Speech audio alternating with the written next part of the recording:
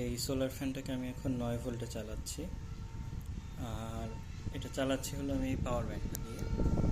তো এই পাওয়ার ব্যাংকটা কোয়ালকম কুইক চার্জ 3 যেটা সেটা সাপোর্ট করে।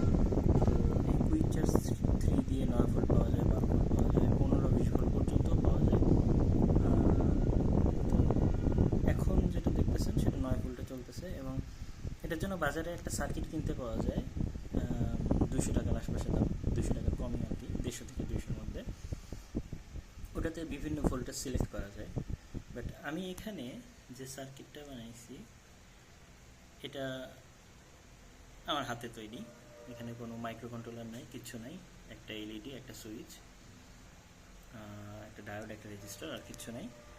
আর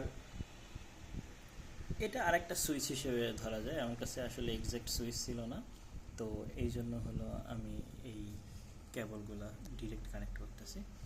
এখন দেখেন ও ডিফল্ট মোডে চলে গেছে, 5 ভোল্টে চলতেছে। এবার আমি যদি 12 ভোল্টে চালাই দেখাইতে চাই,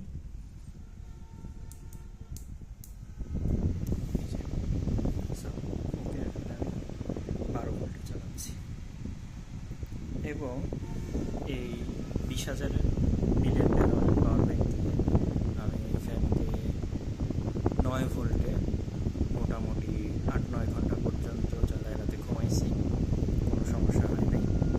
12 ভোল্টে চালাইলে এত ব্যাকআপ থাকে না, 12 ভোল্টে চালাইলে দ্রুতই চার্জ শেষ হয়ে যায়। দ্রুত বলতে তাও 5-6 ঘন্টা পর্যন্ত ফুল চার্জ থাকলে। তো সমস্যা হচ্ছে যে 12 ভোল্টে চালাইলে পাওয়ার ব্যাংকটা সামান্য বড় হয়ে গেছে। সেক্ষেত্রে আমি এটাকে চার্জার ফ্যানের চেয়ে বেশি প্রেফার করেছি। এর মূল কারণ হলো চার্জার ফ্যানের ব্যাটারিগুলো লিড অ্যাসিড ব্যাটারি হয় সাধারণত, যেটা খুব দ্রুত নষ্ট হয়ে যায়। তো এই ঝামেলার থেকে বাঁচার জন্য মূলত, সাথে এটার খরচ কিছুটা কম, রিলায়েবল, এবং আমি যেহেতু নিজে মোটামুটি ইলেকট্রনিক্স সেটআপটা কাজ করি, তো এটা রিপেয়ার করা আমার জন্য সহজ।